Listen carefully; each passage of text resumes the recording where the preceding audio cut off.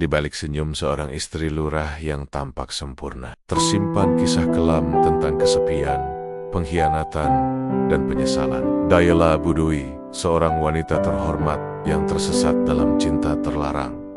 Cinta yang awalnya hanya perhatian kecil, berubah menjadi api yang membakar segalanya. Saat nafsu dan rasa bersalah saling bertarung, tak ada lagi yang bisa disebut benar atau salah. Yang ada hanyalah penyesalan yang datang terlalu terlambat. Inilah kisah Ibu Lurah. Aku bukan hanya mainanmu. Sebuah cerita tentang cinta yang salah arah, kepercayaan yang hancur, dan harga diri yang harus dibayar dengan air mata. Sebelum semua hancur, segalanya dimulai dari satu kata sederhana, perhatian. Siang itu, matahari menyengat terik di atas balai desa. Warga satu persatu mulai berdatangan, menghadiri rapat bulanan bersama Lurah Arif dan istrinya, Bu Dewi, yang dikenal sebagai sosok lembut, anggun, dan pandai berbicara. Gaun batik yang dikenakannya tampak sederhana, tapi cara dia membawa diri selalu membuat semua orang memperhatikannya. Namun bukan hanya warga yang terpesona hari itu. Di antara kerumunan, seorang pemuda bernama Fajar, anggota Karang Taruna Desa, tak bisa melepaskan pandangannya dari Dewi.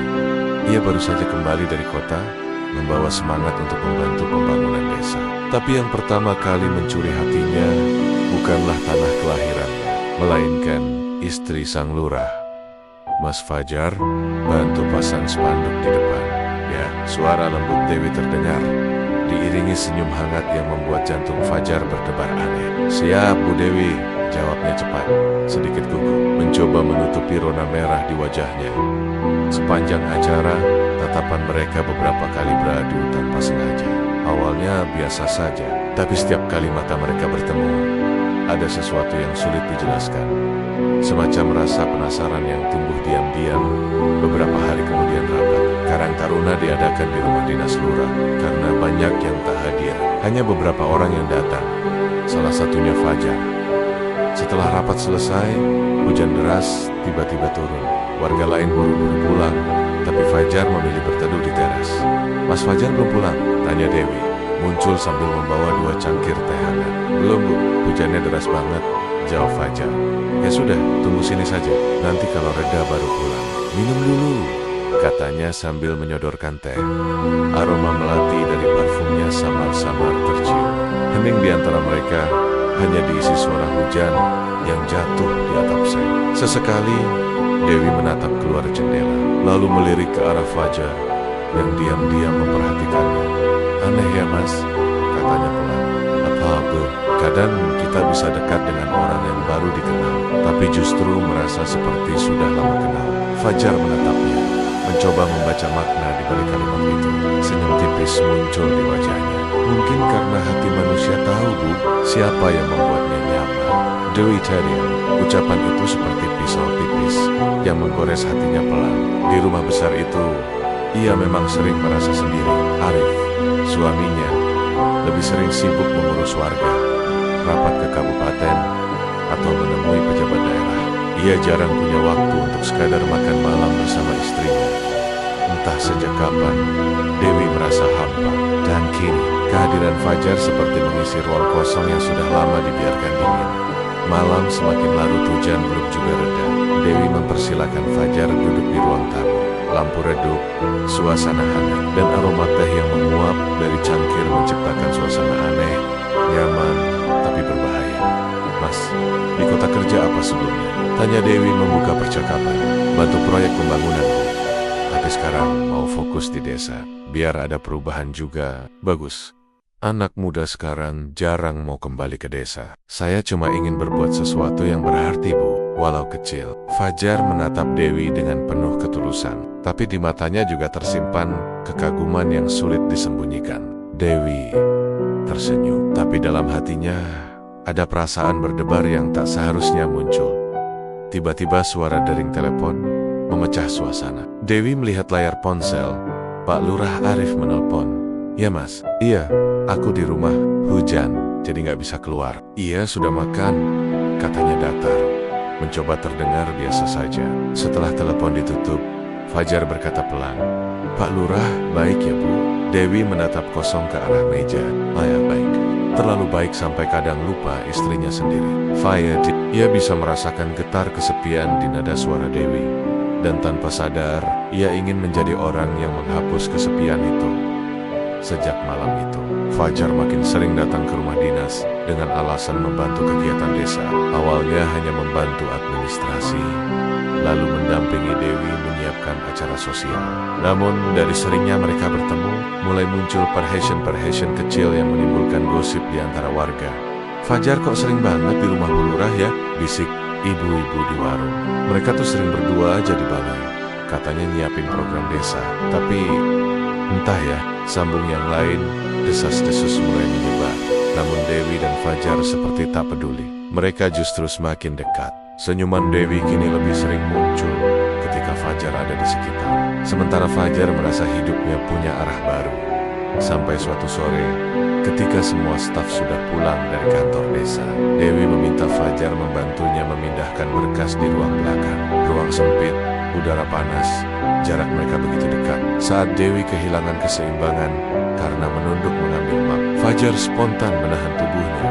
Sekejap saja, mata mereka bertemu. Tak edak, tapi tatapan itu lebih dalam dari 1000 kalimat. Jantung mereka berdegup keras. Dewi segera menjauh, wajahnya memerah. Sudah mas, ayo bereskan dulu. Namun sejak hari itu, batas di antara mereka perlahan memudar. Malam yang mengubah segalanya. Sebuah acara desa membuat mereka harus bekerja hingga larut malam. Setelah semua orang pulang, hanya Dewi dan Fajar yang masih membereskan tenda. Udara dingin, lampu-lampu jalan redup, dan suasana begitu sunyi.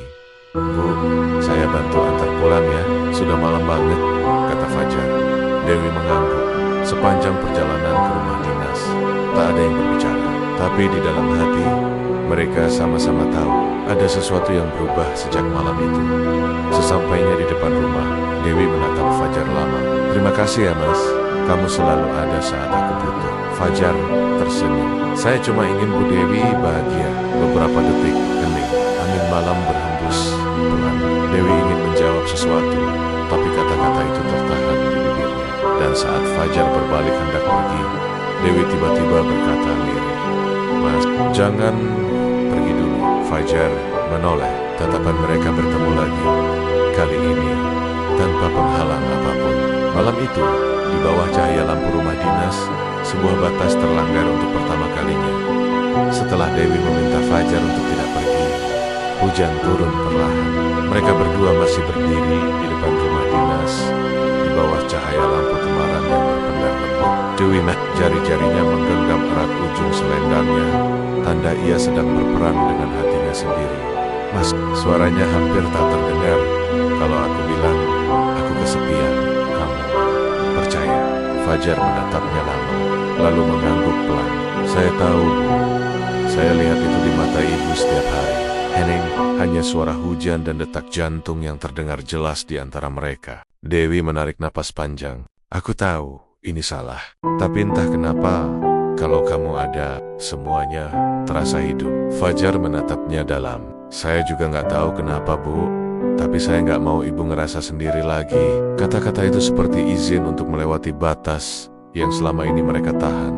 Dan malam itu, di balik jendela rumah dinas yang tertutup tirai tebal, hubungan yang seharusnya tak terjadi, akhirnya dimulai. Rahasia yang kelak akan menghancurkan segalanya. Waktu berjalan cepat. Di siang hari, Bu Dewi tetap tampil sebagai istri lurah yang sopan dan berwibawa. Tapi di balik senyum dan tutur lembutnya, ada kisah tersembunyi yang hanya Fajar tahu. Mereka sering bertemu diam-diam di rumah dinas saat Pak Lurah Arif pergi rapat ke kabupaten. Kadang, Dewi berpura-pura sedang mengurus laporan administrasi, padahal hanya ingin menghabiskan waktu bersama Fajar. Mas, jangan terlalu sering kesini. Nanti orang curiga, kata Dewi suatu siang sambil menyapu ruang tamu. Fajar tersenyum kecil. Kalau saya nggak kesini, ibu pasti nyari saya juga kan? Dewi menatapnya, pura-pura kesal. Kamu ini suka banget godain aku. Fajar mendekat, suaranya menurun lembut. Soalnya saya nggak bisa berhenti mikirin ibu. Dewi berpaling, wajahnya memerah. Tapi di hatinya, ada rasa yang sudah tak bisa ia tolak. Namun di luar sana, dunia mereka tak sebebas itu. Benih kecurigaan warga desa mulai memperhatikan perubahan. Ibu-ibu sering melihat Fajar datang ke rumah dinas sendirian, bahkan di malam hari. Anak muda itu kok sering banget ya ke rumah Bu Lurah? Bisik seorang warga di warung kopi. Katanya bantu administrasi desa. Jawab yang lain, lalu menambahkan dengan nada sinis. Administrasi malam-malam, gosip mulai beredar cepat. Dari warung kopi ke tukang sayur, lalu sampai ke telinga salah satu staf desa, Pak Rudi, sekretaris lurah yang sudah lama curiga. Bu Dewi, hati-hati ya, ucap Rudi suatu hari dengan nada setengah bercanda, tapi syarat makna. Warga kadang suka salah paham kalau lihat orang datang ke rumah dinas terus-menerus. Dewi tersenyum menutupi gugup. Iya, Pak Rudi.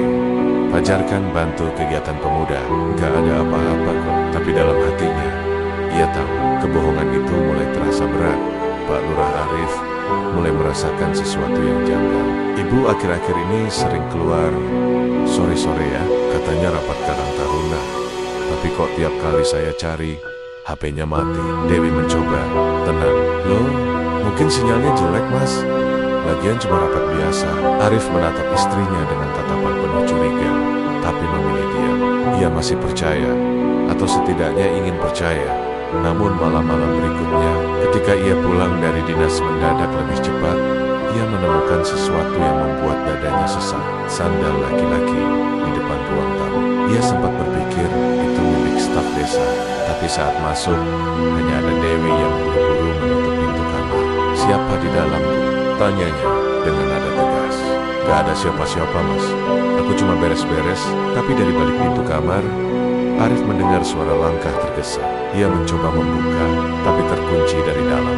Dewi panik. Mas, nanti aja ya, aku lagi ganti baju. Fajar, yang bersembunyi di dalam lemari, menahan napas.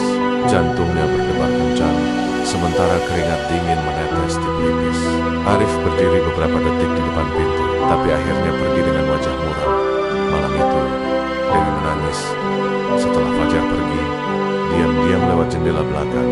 Mas Arif gak boleh tahu.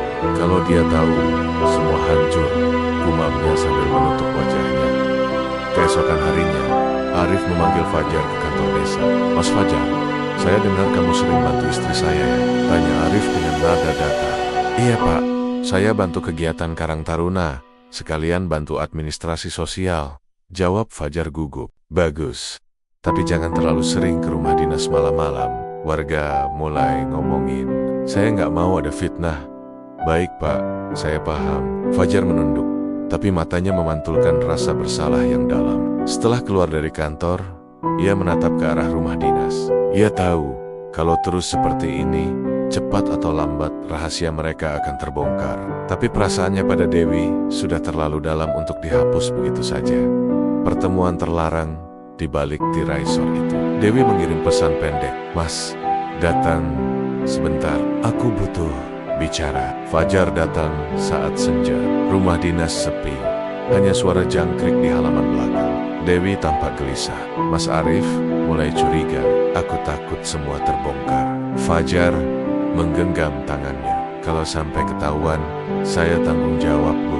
Bukan itu masalahnya. Aku gak mau kehilangan semuanya. Hening, air mata Dewi menetes pelan. Fajar mengusapnya lembut. Ibu gak akan kehilangan apapun.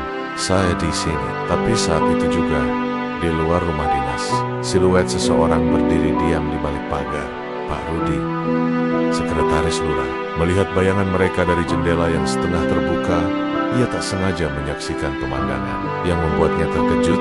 Fajar dan Bu Dewi berpelukan dalam cahaya remang ruang tamu. Tanpa berkata apa-apa, Rudi bergegas pergi.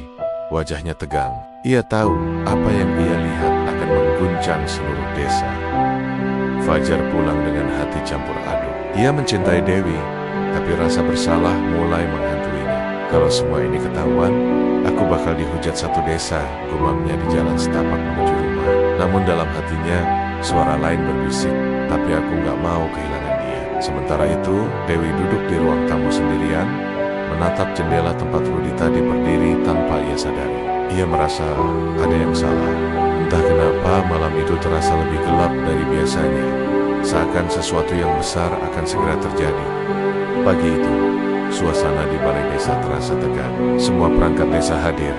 termasuk Pak Lurah Arif dan istrinya, Bu Dewi, yang duduk di sebelah kanan dengan wajah tenang, meski hatinya sebenarnya berdebar kencang. Di sisi lain, Fajar duduk di bangku belakang, menunduk, mencoba menghindari tatapan Arif. Rapat dimulai dengan pembahasan proyek perbaikan jalan desa, tapi sejak awal, suasana sudah terasa aneh. Pak Arif berbicara dengan nada dingin, sementara pandangannya sesekali mengarah tajam ke arah Fajar. Dan di antara semua itu, Pak Rudi, sekretaris desa, hanya diam, memperhatikan dari balik kacamatanya. Ia menyimpan sesuatu yang bisa mengguncang semuanya. Awal kecurigaan terbuka, Mas Fajar, kata Pak Arif tiba-tiba di tengah rapat. Kamu yang ngurus berkas dan Karang Taruna kan? Faida, iya Pak, bagus.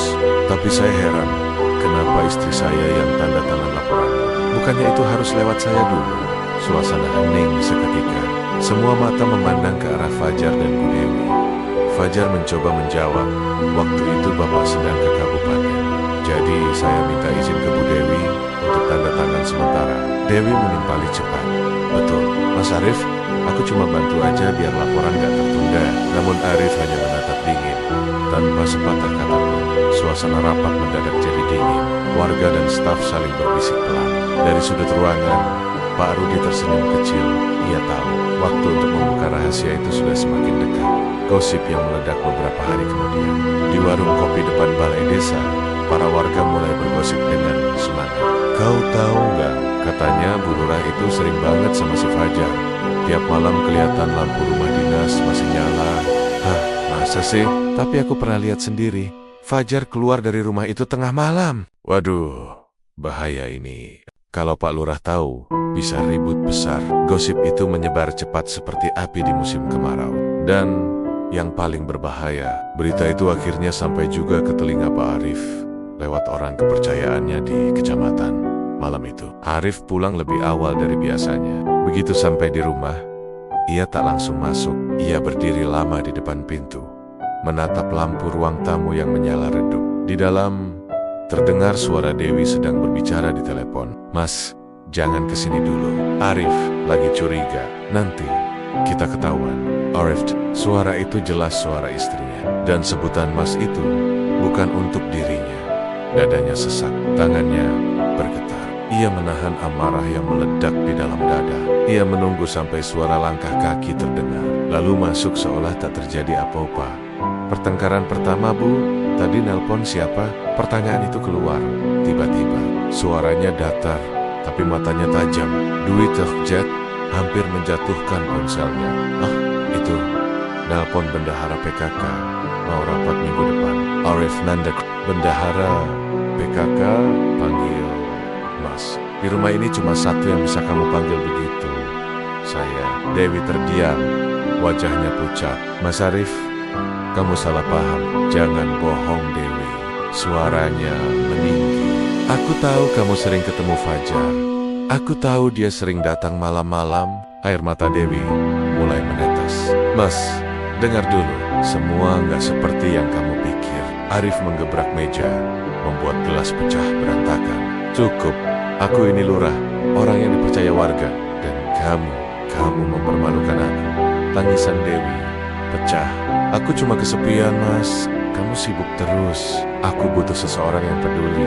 Bukan cuma suami yang datang untuk tidur lalu pergi lagi. Arif terdiam, wajahnya tegang. Kata-kata itu menusuk lebih dalam dari pisau. Ia ingin marah, tapi di sisi lain, hatinya hancur mendengar pengakuan istrinya sendiri. Malam itu, Arif pergi meninggalkan rumah tanpa sepatah kata. Rencana jahat Pak Rudi sementara itu. Pak Rudi semakin berani. Ia datang ke rumah Fajar suatu malam, membawa wajah licik dan senyum dingin. Mas Fajar, kita bicara sebentar. Ada apa, Pak? Rudi duduk tanpa diundang. Aku tahu hubungan kamu dengan Bu Dewi. Aku lihat sendiri waktu itu. Malam-malam kalian di rumah dinas. Fajar langsung tegang. Pak Rudi, jangan salah paham. Rudi tertawa pendek. Salah paham. Aku bisa kasih tahu semua warga, bahkan ke Pak Lurah langsung. Tapi kalau kamu bantu aku urus proyek bantuan desa, mungkin aku bisa diam. Fajar mengepalkan tangan. Pak, jangan main-main. Terserah kamu, Fajar. Tapi ingat, satu foto, satu kata saja keluar dari mulutku, habislah kalian berdua. Rudi meninggalkan rumah dengan senyum puas, meninggalkan Fajar yang duduk lemas di kursinya. Ia tahu, rahasia itu kini berada di tangan orang yang salah. Keesokan harinya, kabar mulai beredar luas. Seseorang menyebarkan foto Bu Dewi dan Fajar yang sedang bersama di teras rumah dinas. Foto itu diambil dari kejauhan, tapi cukup jelas untuk membuat heboh. Warga mulai ramai membicarakan. Lihat nih, gak nyangka Bu Lurah bisa kayak gini. Kasihan Pak Lurah, malu besar pasti. Berita itu sampai ke telinga Arif saat ia baru pulang dari kantor kecamatan. Salah satu staf menyerahkan koran lokal yang menampilkan foto itu di kolom gosip desa. Matanya menatap foto itu lama, lalu perlahan meremas kertas tersebut dengan tangan gemetar. Arif pulang dengan amarah yang tak bisa lagi ditahan. Begitu sampai di rumah, ia langsung memanggil Dewi dengan suara keras. Dewi, keluar kamu. Dewi muncul dari dapur, wajahnya panik. Ada apa, Mais? Arif melemparkan koran ke arah meja. Ini apa? Jawab. Dewi menatap foto itu, wajahnya langsung pucat. Mas, aku bisa jelaskan. Jelaskan apa? Ini cukup jelas tanpa kata-kata. Kamu dan dia udah mempermalukan aku di depan satu desa. Dwi menenggus, mencoba memegang tangan suaminya. Tapi Arif menepis keras. Aku gak mau dengar alasan lagi. Mulai hari ini, kamu bukan istri yang aku kenal. Kamu udah hancurin semua yang aku bangun. Suara tangisan Dewi menggema di rumah besar itu. Di luar, hujan turun deras. Seolah langit pun ikut menangis menyaksikan kehancuran sebuah rumah tangga yang dulu penuh kebanggaan. Malam itu juga, Fajar datang diam-diam ke rumah dinas, tapi tak bisa masuk. Pintu terkunci. Ia hanya berdiri di depan pagar, menatap cahaya lampu yang remang di dalam. Suara tangis Dewi terdengar samar, membuat dadanya sesak. Aku yang bikin semua ini hancur, bisiknya lirih. Ia menatap langit. Hujan membasahi seluruh tubuhnya, tapi ia tak bergeming. Satu keputusan salah telah mengubah segalanya. Dan kini, ia tahu, tidak ada jalan kembali. Di rumah dinas, Bu Dewi duduk di lantai ruang tamu dengan mata bengkak. Sementara pecahan kaca masih berserakan di sekelilingnya. Sisa dari pertengkaran hebat dengan suaminya, Pak Lurah Arif. Malam sebelumnya, ia memandangi fotonya bersama Arif yang tergantung di dinding. Foto saat mereka baru dilantik sebagai pasangan lurah dan istri lurah. Senyum di foto itu tampak bahagia, tapi kini semuanya terasa seperti kebohongan. Aku bodoh, bisiknya lirih. Kenapa aku tega ngelakuin ini ke orang yang udah percaya sepenuhnya sama aku? Tangannya gemetar saat ia mencoba menghapus air mata. Namun luka di dalam hatinya terasa jauh lebih dalam dari sekadar rasa bersalah. Kabar tentang perselingkuhan Bu Dewi dan Fajar sudah menyebar ke seluruh penjuru desa, di warung kopi, di pasar, bahkan di sekolah anak-anak mereka. Semua orang membicarakannya. Kasihan Pak Lurah, istrinya ternyata main belaka, kata seorang bapak sambil menyesap kopi. Wah, malu besar itu. Mana mereka selama ini kelihatan mesra banget. Timpal yang lain, bahkan ada yang lebih kejam. Udah cantik, punya suami lurah, masih aja nggak puas. Desa yang dulu menghormati Bu Dewi, kini menatapnya dengan tatapan sinis setiap kali ia lewat. Beberapa ibu bahkan menolak bicara dengannya di acara PKK. Anak-anak kecil yang lewat depan rumahnya pun berbisik dan tertawa-tawa. Dewi menunduk setiap kali keluar rumah. Dunia yang dulu terasa hangat kini jadi penjara sosial yang mencekik napasnya. Sementara itu, Pak Arif mencoba tetap menjalankan tugasnya sebagai lurah. Namun dalam setiap rapat, dalam setiap pandangan warga, ia merasakan tatapan iba dan bisik-bisik yang menusuk hatinya. Suatu hari di balai desa, salah satu perangkat berani berkomentar pelan, Pak, sabar ya, kita semua tahu ini ujian. Arif hanya mengangguk. Saya nggak butuh, kasihan. Saya cuma ingin semuanya selesai. Setelah rapat, Arif memanggil Pak Rudi. Rudi, saya tahu kamu yang nyebarin foto itu. Wajah Rudi menegang. Loh, Pak, saya. Jangan pura-pura. Kamu pikir saya nggak tahu dari mana kabar itu pertama kali muncul? Suara Arif meninggi. Rudi mencoba membela diri. Saya cuma ingin Bapak tahu yang sebenarnya dengan cara menjatuhkan istri saya di depan semua orang. Arif menatapnya tajam, lalu berkata pelan namun penuh amarah. Mulai hari ini, kamu saya copot dari jabatan sekretaris desa. Pergi dari sini sebelum saya buat laporan ke polisi. Rudi terdiam, wajahnya memucat. Dia pergi dengan langkah berat, tapi dalam hatinya masih menyimpan dendam. Baik, Pak Lurah, kalau begitu, biar saya yang bikin Bapak benar-benar jatuh, gumamnya saat keluar dari balai desa. Sementara itu, Fajar hidup dalam ketakutan. Warga desa memandangnya seperti orang buangan. Ia tak lagi diundang dalam kegiatan Karang Taruna, dan setiap kali lewat di jalan, orang-orang berbisik di belakangnya. Lihat tuh, si perusak rumah tangga, ganteng dikit aja, sombong. Akhirnya nyangkut sama istri lurah. Fajar menunduk, mencoba menahan amarah dan malu. Ia tak pernah bermaksud menghancurkan siapapun, tapi semuanya sudah terlambat. Suatu malam, ia menerima pesan dari nomor tak dikenal. Kalau kamu gak pergi dari desa ini, foto-foto lain bakal tersebar. Fajar tahu itu dari Pak Rudi. Ia menghampiri rumah Bu Dewi dengan diam-diam. Tapi kali ini, bukan untuk bertemu seperti dulu. Bu, kita harus berhenti. Semuanya udah hancur, katanya dengan suara bergetar. Dewi menatapnya dengan mata sembab. Aku tahu, Mas. Tapi aku gak bisa bohong. Aku masih sayang kamu. Cinta ini udah jadi racun. Lihat sekeliling kita. Semua orang benci. Pak Arif benci aku. Warga benci ibu. Ini bukan cinta lagi. Ini kutukan. Dwi menandang. Air matanya jatuh lagi. Jadi ini akhirnya, Mas. Fajar menatapnya lama, lalu mengangguk. Ya, aku harus pergi dari sini. Tapi jangan anggap aku kabur. Aku pergi biar kamu bisa hidup tenang lagi. Malam itu mereka berpisah di depan rumah dinas. Tanpa pelukan, tanpa kata manis. Hanya dua orang yang sema-sema hancur karena perasaan yang salah. Surat pengunduran diri dari jabatan istri lurah diajukan oleh Bu Dewi sendiri. Ia menyerahkan surat itu ke suaminya di ruang kerja dengan tangan gemetar. Mas, aku gak pantas lagi jadi pendampingmu. Aku udah hancurin nama baikmu, keluarga kita, dan diriku sendiri. Arif membaca surat itu perlahan. Wajahnya masih dingin, tapi matanya merah menahan tangis. Aku udah kehilangan rasa percaya, Dewi. Tapi aku gak akan hina kamu. Aku cuma minta satu hal. Tolong pergi untuk sementara. Aku butuh waktu buat tenang. Dewi baik, Mas. Malam itu juga, ia berkemas dan meninggalkan rumah dinas tanpa pamit pada siapapun. Hanya suara langkah kakinya di jalan basah yang menemani kepergiannya dari desa yang dulu memujanya. Keesokan harinya, warga melihat rumah dinas sepi. Tak ada lagi suara Bu Dewi yang menyapa ibu-ibu PKK. Tak ada lagi aroma masakan yang biasa tercium dari dapurnya. Yang tersisa hanyalah bisik-bisik, penyesalan, dan nama baik yang rusak. Pak Arif duduk sendirian di ruang tamu, memandangi kursi kosong di sebelahnya. Ia masih mencintai Dewi, tapi luka di hatinya terlalu dalam untuk diobati dengan maaf. Sementara itu, Fajar meninggalkan desa dengan tas kecil di pundak, tanpa berpamitan pada siapapun. Ia berjalan menembus kabut pagi, berharap bisa melupakan segalanya, tapi setiap langkah justru terasa seperti menginjak sisa hatinya sendiri. Beberapa minggu berlalu tanpa Bu Dewi. Rumah dinas terasa sunyi. Pak Arif menjalani hari-hari Nia dengan wajah kaku. Tapi setiap malam, ia duduk di ruang tamu menatap jendela. Tempat terakhir kali ia melihat istrinya menangis. Hingga suatu sore, datang surat tanpa nama.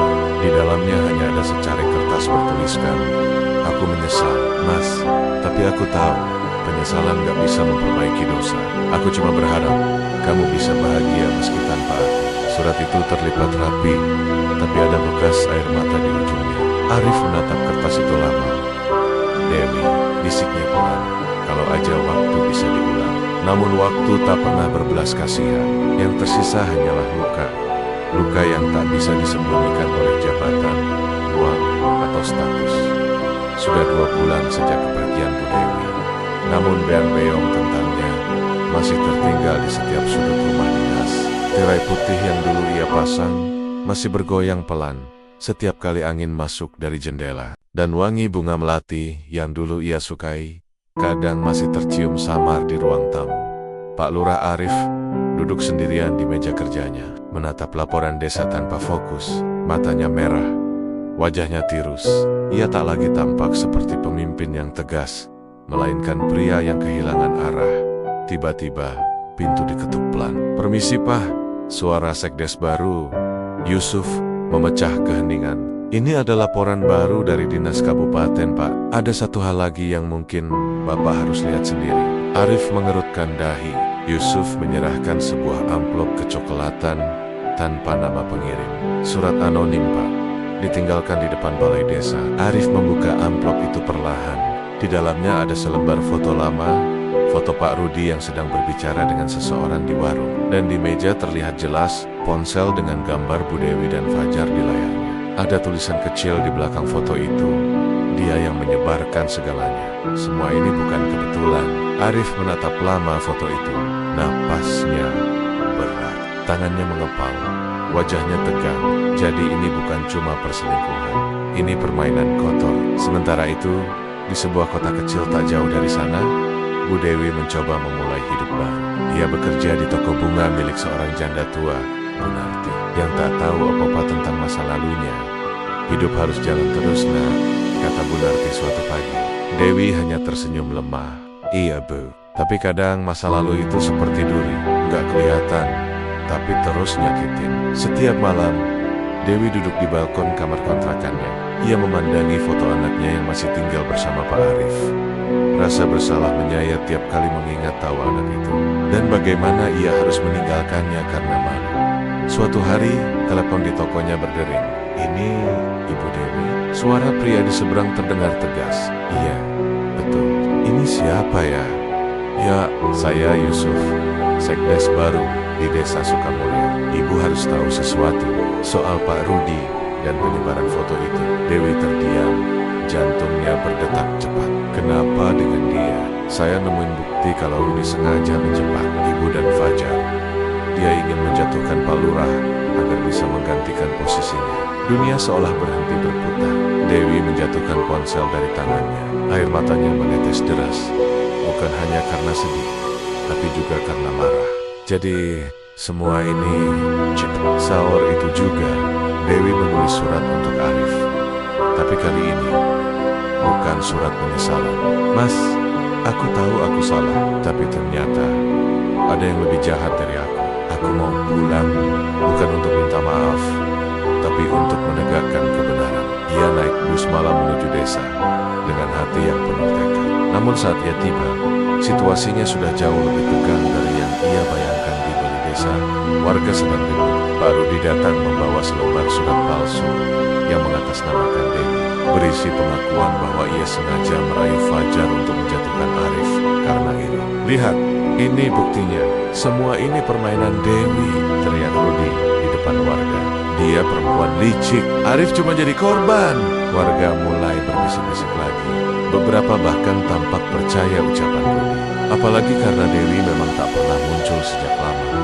Namun, tiba-tiba, suara keras terdengar dari pintu balai desa. Berhenti memfitnah aku, Rudi. Semua orang menoleh. Bu Dewi berdiri di sana, dengan wajah lelah tapi matanya menyala penuh keberanian. Warga terkejut, sebagian langsung mundur karena malu. Jadi kamu akhirnya datang juga. Rudi tersenyum sinis. Datang buat apa? Cuci dosa. Dewi berjalan mendekat, menatapnya tajam. Cuci dosa, iya, tapi sambil buka kebusukan kamu. Ia mengeluarkan flash disk dari tas kecilnya. Aku bawa rekaman CCTV dari warung tempat kamu nyebar foto itu ke wartawan lokal. Mau aku putar sekarang? Rudi mendadak pucat. Warga mulai ribut, sebagian mengeluarkan ponsel, merekam suasana. Pak Arif datang tergesa-gesa. Wajahnya tegang, tapi matanya langsung terpaku pada Dewi. Katanya, lirih, Mas, biarkan aku yang selesaikan ini, jawab Dewi tegas. Yusuf menyalakan proyektor dan menampilkan rekaman CCTV di dinding balai. Semua mata menatap layar itu. Terlihat jelas Rudi duduk di warung, menyerahkan ponsel kepada seseorang sambil berkata, sebarin aja fotonya, biar Pak Lurah jatuh, aku yang gantiin dia. Warga berteriak marah. Jadi kamu yang bikin malu desa ini. Kerang Age. Rudi panik, mencoba kabur, tapi Arif menahannya. Terlambat, Rudi. Aku percaya sama kamu dulu, tapi ternyata kamu yang menusuk dari belakang. Pak, saya cuma pengen dihargai. Rudi berteriak histeris. Dengan menghancurkan orang lain, bentak Arif. Polisi yang sudah dipanggil datang beberapa menit kemudian, menahan Rudi di depan semua orang. Saat dibawa pergi, Ia hanya bisa menatap Arif dan Dewi dengan mata penuh kebencian. "Ini belum selesai," teriaknya. Balai desa mulai sepi. Dewi duduk di tangga luar, menatap lampu-lampu jalan yang berpendar. Pak Arif menghampirinya perlahan. "Hari ini kamu nyelamatin nama baikku," katanya pelan. Dewi menatapnya. "Aku gak nyelamatin siapa-siapa, Mas. Aku cuma nyoba benerin sedikit dari kesalahan yang aku buat." Arif menarik napas panjang. "Kamu itu, meski aku benci, aku gak pernah bisa berhenti mikirin kamu." Dwi menendok. Air mata mengalir lagi. "Mas, jangan ngomong gitu. Aku udah gak pantas." "Pantas atau enggak, hati ini masih sama. Cuma, aku gak tahu apakah kita bisa mulai lagi." Dwi tadim. Hujan mulai turun pelan, membasahi rambutnya. "Mungkin gak sekarang, Mas. Tapi kalau Tuhan masih kasih waktu, mungkin suatu hari nanti." Dewi menginap di rumah lama mereka, tapi tidur di kamar tamu. Anaknya datang memeluknya tanpa banyak bicara. "Bu, jangan pergi lagi ya," katanya polos. Dewi memeluk anaknya erat sambil menahan tangis. "Enggak, Nak. Kali ini ibu gak akan pergi." Namun di luar rumah, seseorang memandangi mereka dari jauh. Wajahnya terluka, penuh dendam Rudi yang berhasil melarikan diri dari tahanan sementara. Di tangannya ada sebotol bensin. Malam itu sunyi. Hujan baru saja berhenti, menyisakan kabut tipis yang menggantung di sekitar rumah dinas lurah. Dari luar, rumah itu tampak tenang, seperti tak pernah terjadi apa-apa. Namun di balik keheningan itu, Rudi berdiri di balik pepohonan, menatap rumah tersebut dengan mata merah penuh kebencian. Tangannya menggenggam erat botol bensin. Wajahnya kotor, bajunya robek. Ia baru saja kabur dari sel tahanan kecil di balai desa. "Semua gara-gara kalian," gumamnya lirih. "Kalau aku harus jatuh, kalian juga harus ikut hancur." Ia menyalakan korek api, menatap nyala kecil itu dengan tatapan kosong. "Dulu aku cuma mau dihargai, tapi kalian malah nginjak harga diriku. Sekarang aku yang akan bikin kalian tahu rasanya kehilangan segalanya." Ia mulai menyiram bensin kepada, lalu ke dinding kayu bagian belakang rumah dinas. Bau bensin menyengat menusuk hidung. Lalu api kecil menyala, perlahan menjalar ke dinding. Dalam hitungan detik, api mulai membesar. Dari jendela, terlihat sinar jingga memantul di kaca, disertai bunyi retakan kayu. Api mulai menari di tengah malam yang gelap di ruang tamu. Bu Dewi sedang menidurkan anaknya di sofa. Anak itu kelelahan setelah seharian menangis bahagia karena ibunya pulang. "Tidurlah, Nak. Ibu di sini nggak akan kemana-mana lagi," bisik Dewi sambil membelai rambut anaknya. Dari kamar, Pak Arif baru saja selesai menulis laporan untuk kabupaten. Ia keluar sambil meregangkan badan, lalu melihat Dewi yang duduk diam di samping anak mereka. Ada hening aneh di antara mereka. Bukan lagi kebencian, tapi juga bukan keakraban. Hanya dua orang dewasa yang sama-sama terluka, Mas. Dewi memecah keheningan. "Terima kasih udah izinkan aku pulang." Arif mengangguk pelan. "Aku cuma pengen semuanya selesai dengan tenang." Dewi tersenyum samar. Aku capek hidup dalam rasa bersalah." Namun sebelum Arif sempat menjawab, ia mencium sesuatu. Hidungnya mengernyit. "Kamu cium gak?" "Pak Bans." Dewi menatap sekeliling. Lalu tiba-tiba terdengar suara BRU kakak dari dapur, diikuti cahaya merah yang menyala dari celah pintu belakang. Api mulai menjalar cepat, membakar tirai dan perabotan kayu. "Mas, api!" teriak Dewi panik. Arif segera berlari ke dapur dengan ember, tapi api sudah terlalu besar. Suara kayu retak dan kaca pecah terdengar keras. "Ambil anaknya, cepat, keluar!" teriaknya. Dewi menjerit, memeluk anaknya yang masih tertidur, lalu berlari ke pintu depan. Tapi nyala api sudah menyebar ke ruang tamu. Udara panas dan asap hitam menyesakkan dada. Anaknya mulai batuk keras. Arif mencoba membuka pintu belakang, tapi gagangnya sudah membara panas. Ia terpaksa menendangnya hingga terbuka. "Ayo sini, lewat belakang." Namun ketika mereka hampir keluar, terdengar suara tawa parau dari luar. "Hah, mau kabur?" "Hah." Rudi muncul dari balik kegelapan, membawa obor di tangan dan wajah yang nyaris tak bisa dikenali. "Semua ini belum selesai. Kalian pikir bisa ingin yakinjak aku begitu aja?" "Rudi, apa yang kamu lakukan? Ini gila." teriak Arif, melindungi Dewi dan anaknya di belakang. Gila, kalian yang bikin aku gila. Aku udah kehilangan segalanya karena kalian. Ia mengangkat obornya, hendak melemparkannya lagi ke arah rumah Dwi menjerit. Rudi, jangan! Di dalam masih banyak orang. Kamu mau bunuh anakku? Sesaat, wajah Rudi ragu, tapi kebenciannya lebih besar dari rasa iba. Kalau aku nggak bahagia, nggak ada yang boleh bahagia juga. Arif spontan menyerang, menubruk tubuh Rudi.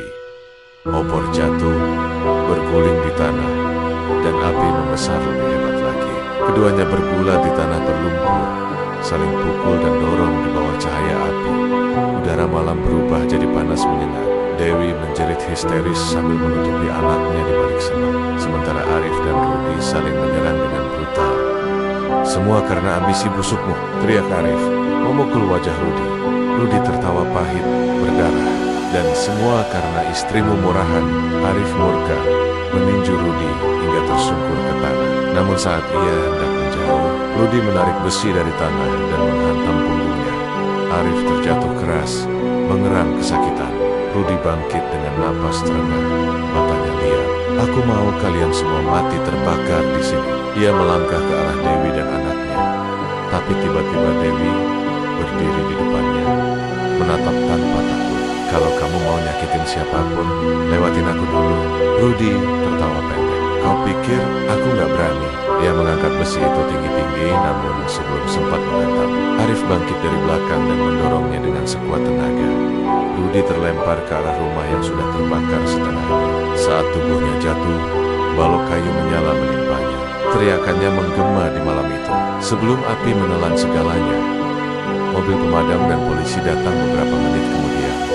Setelah warga mendengar ledakan, rumah dinas lurah tinggal puing hitam dan asap tebal. Arif terluka di punggung, Dewi pingsan karena menghirup asap. Sementara anak mereka selamat tapi trauma berat. Warga berdiri di kejauhan, menatap dengan campuran takut dan iba. Tak ada yang menyangka bahwa dendam seseorang bisa menghanguskan begitu banyak hal. Ketika Dewi sadar di puskesmas keesokan paginya, hal pertama yang ia lihat adalah wajah Arif, duduk di samping ranjangnya dengan tangan diperban. Mas, suaranya serak. Rudi, dia, Arif menggeleng. Dia udah nggak ada. Semua udah selesai. Dewi menutup wajahnya, menangis pelan. Aku nggak nyangka semua harus berakhir seburuk ini. Arif menggenggam tangannya. Kita semua salah, Dewi. Tapi malam ini Tuhan masih ngasih kita kesempatan kedua. Dewi menatapnya dengan mata berkaca-kaca. Maksud mas, aku nggak janji bisa langsung maafin semuanya. Tapi aku juga nggak mau hidup dalam dendam lagi. Aku cuma mau kita mulai dari nol. Seminggu kemudian, rumah dinas resmi dinyatakan tak layak huni. Pak Arif dan keluarga pindah sementara ke rumah kecil di pinggir desa. Desa mulai tenang kembali, meski masih banyak yang berbisik di belakang. Namun kali ini, Dewi tak peduli. Ia membantu warga korban kebakaran kecil lain di sekitar area rumah dinas yang ikut terbakar, tanpa memandang siapa yang menghakiminya. Setiap kali ada yang menatapnya sinis, ia hanya menunduk dan berkata, aku pantas menerima itu. Arif mulai kembali bekerja seperti biasa, tapi kini lebih pendiam. Ia tak lagi menonjolkan diri sebagai lurah yang sempurna, melainkan sebagai manusia yang belajar dari luka. Dan setiap sore, mereka bertiga, Arif, Dewi, dan anaknya, duduk di depan rumah kecil mereka, menatap matahari terbenam dalam diam. Tak ada kata cinta, tak ada janji, hanya keheningan yang penuh pengertian. Namun, di kejauhan, seseorang memandangi mereka dari balik pepohonan. Wajahnya gelap, sebagian tubuhnya terbakar, tapi matanya masih hidup. Rudi. Suara parau keluar dari bibirnya yang kering. Kalian pikir aku mati semudah itu? Ia tersenyum miring. Kalian belum tahu arti dendam yang sesungguhnya. Bu Dewi duduk di kursi ruang tamu rumah dinasnya. Matanya sembab karena semalaman tak tidur. Wajahnya pucat, rambutnya kusut, dan tangannya bergetar memegang ponsel yang terus berdering panggilan dari wartawan. Warga, bahkan pihak kecamatan yang ingin tahu kebenaran video yang tersebar semalam. Ya, video itu, video dirinya dan Fajar. Sebuah aib yang tak bisa ia hapus. Di luar rumah, suara orang-orang mulai terdengar. Beberapa warga berkumpul di depan pagar rumah dinas, berbisik-bisik sambil menunjukkan layar ponsel mereka. Beneran itu Bu Lurah? Waduh, kasihan Pak Lurahnya. Astaga, malu banget. Pejabat desa kok begitu. Dewi menutup gorden, air matanya jatuh pelan. Dia tahu, semuanya sudah berakhir. Di sisi lain, Fajar tampak kalut di rumah kontrakannya. Ia tidak menyangka, video yang dulu direkamnya diam-diam sebagai pegangan, kini tersebar begitu cepat. Fajar menatap ponselnya, menerima pesan ancaman dari akun tak dikenal. Kami tahu kamu yang menyebarkan. Bersiaplah. Ia mencoba menelpon Dewi, tapi tak diangkat. Keringat dingin membasahi tubuhnya. Ia sadar, ini bukan lagi permainan. Perselingkuhan yang dulu terasa indah, kini berubah jadi mimpi buruk. Sore hari, Pak Lurah Arman pulang dari luar kota. Ia langsung disambut oleh suasana tegang. Warga menatapnya dengan tatapan iba dan kasihan. Beberapa staf desa menunduk malu saat ia lewat. Saat tiba di rumah dinas, Dewi berlari menghampirinya. Mas, aku bisa jelaskan semuanya. I'm dying. Matanya dingin, tanpa ekspresi. Jelaskan apa lagi, Dewi? Suaranya tenang, tapi menusuk. Aku khilaf, Mas. Aku butuh teman bicara. Kamu selalu sibuk. Aku cuma... Cukup, potong Arman tegas. Kamu selingkuh, Dewi, dan bukan dengan orang asing, tapi dengan anak muda yang bahkan kamu anggap seperti adik sendiri di desa ini. Dewi terisak, lututnya lemas. Aku menyesal, Mas. Sungguh menyesal. Arman menatapnya lama, lalu berkata pelan, penyesalanmu tak akan menghapus rasa malu yang kamu berikan pada aku, pada keluarga kita, dan pada seluruh warga desa ini. Setelah itu, ia berjalan menuju kamarnya, mengunci pintu, dan tak keluar hingga malam. Malamnya, Dewi duduk di teras rumah dengan mata kosong. Angin malam berhembus pelan, membawa suara jangkrik yang terasa menyayat hati. Di kejauhan, ia melihat Fajar berjalan ke arahnya dengan langkah cepat dan wajah panik. Bu Dewi, kita harus bicara, katanya tergesa. Pergi dari sini, Fajar.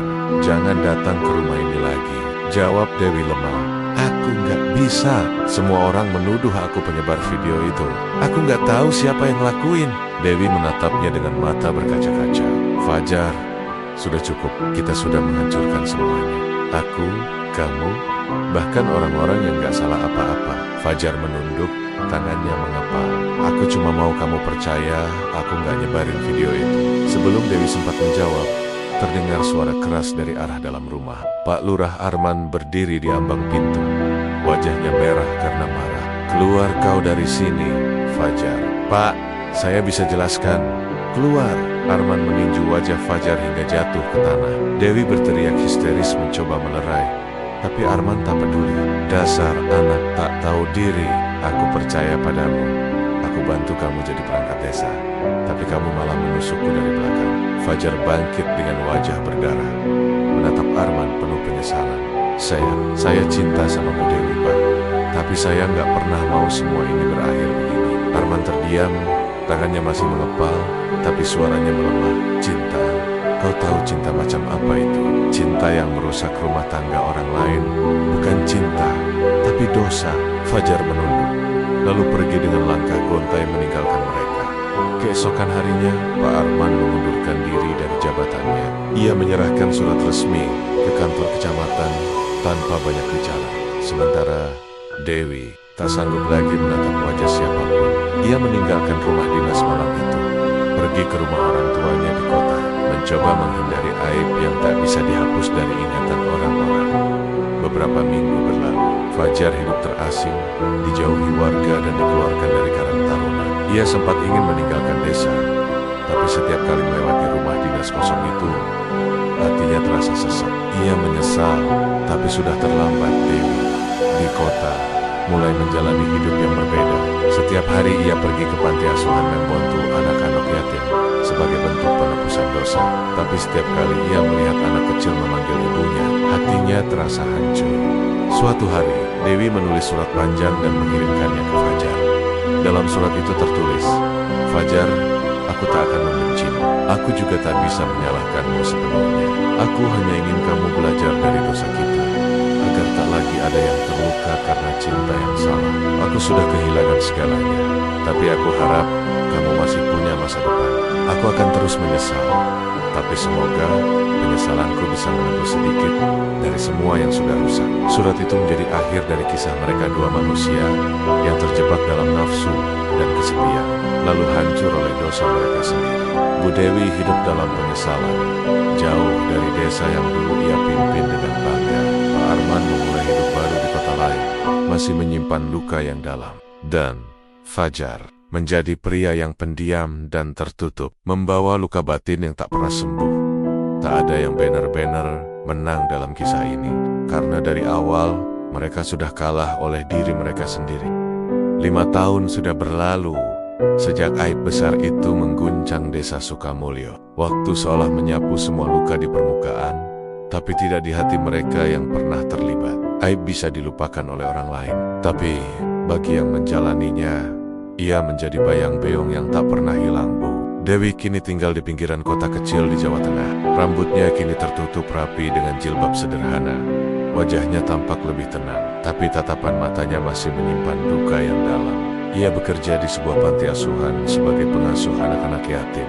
Setiap pagi, suara tawa anak-anak yang ia urus menjadi penawar bagi hatinya yang dulu gelap. Suatu pagi, salah satu anak kecil menarik ujung bajunya dan bertanya polos, "Bu Dewi, ibu nggak punya anak ya?" Dewi terdiam, tenggorokannya tercekat. Ia tersenyum tipis, lalu menjawab, "Sekarang, ibu punya kalian semua." Namun malamnya, saat semua anak sudah tidur, Dewi duduk sendirian di teras panti. Ia menatap bulan sambil menggenggam sebuah cincin lama. Cincin kawinnya dulu dengan Arman. Air matanya menetes pelan. Andai waktu bisa diulang, bisiknya lirih. Sementara Pak Arman, mantan lurah yang dulu disegani, kini hidup sebagai petani sederhana di desa lain. Ia sengaja meninggalkan dunia pemerintahan dan memilih hidup tenang. Rumahnya kecil, tapi suasananya damai. Setiap sore, ia menulis di buku catatan tuanya kisah tentang pengabdian, kesalahan, dan pengampunan. Ia tidak pernah menikah lagi. Saat tetangga bertanya mengapa, ia hanya menjawab, "Aku masih menunggu seseorang yang sudah lama tersesat. Mungkin ia sedang mencari jalan pulang." Kedang, saat sendirian di ladang, Arman menatap ke arah langit. Ia tak lagi marah, tak lagi kecewa. Ia hanya rindu. Sedangkan Fajar, pemuda yang dulu jadi sumber aib, kini hidup di luar pulau. Ia bekerja sebagai guru olahraga di sebuah sekolah kecil. Tak ada yang tahu masa lalunya di desa. Bagi murid-muridnya, ia adalah sosok yang disiplin dan baik hati. Namun setiap kali melihat murid perempuan yang menangis karena patah hati, ia selalu berkata, "Kalau kamu sayang seseorang, lindungi dia, bukan rusak bersamanya." Kalimat itu keluar dari pengalaman, dari luka yang dulu ia buat sendiri. Suatu hari, setelah selesai mengajar, ia membuka tas lamanya. Di dalamnya masih ada surat dari Dewi yang dulu dikirim 5 tahun lalu. Kertasnya sudah menguning, tapi tulisan itu masih jelas. "Aku tak akan membencimu, Fajar. Semoga kamu belajar dari dosa kita." Fajar menatap langit sore yang memerah. "Aku belajar, Bu Dewi," gumamnya pelan. "Aku belajar dengan cara yang paling menyakitkan." Waktu terus berjalan. Mereka tak pernah bertemu lagi. Tapi takdir punya cara sendiri untuk mempertemukan hati-hati yang pernah tersesat. Suatu hari, di sebuah acara amal lintas daerah, Bu Dewi menjadi tamu undangan dari panti asuhan. Sedangkan Fajar datang mewakili sekolah tempatnya mengajar. Mereka tak sengaja bertemu di aula sederhana itu. Dwi menandong, jantungnya berdegup cepat. Fajar terpaku, tak percaya dengan apa yang dilihatnya. Mereka tak berkata apa-apa. Tak ada pelukan, tak ada air mata, hanya tetepan penuh pengakuan, penyesalan, dan pengampunan. Fajar tersenyum kecil dan menunduk hormat. Dewi membalas dengan senyum lembut. "It's such," tapi di momen itu, seolah semua luka masa lalu perlahan diredam oleh waktu. Malamnya, Dewi menulis di buku hariannya, "Aku sudah memaafkan diriku sendiri hari ini." Mungkin inilah bentuk pengampunan yang Tuhan berikan. Bukan dengan menghapus masa lalu, tapi mengajarkanku untuk berdamai dengannya. Dan jauh di ladang sana, Pak Arman menatap bulan yang sama. Ia tersenyum samar. Mungkin malam ini dia juga sedang menatap bulan yang sama. Akhir yang tenang. Tidak ada yang benar-benar bahagia, tapi mereka semua akhirnya belajar bahwa cinta tanpa batas bisa menjadi racun, dan pengampunan adalah satu-satunya obat yang mampu menyembuhkan luka terdalam.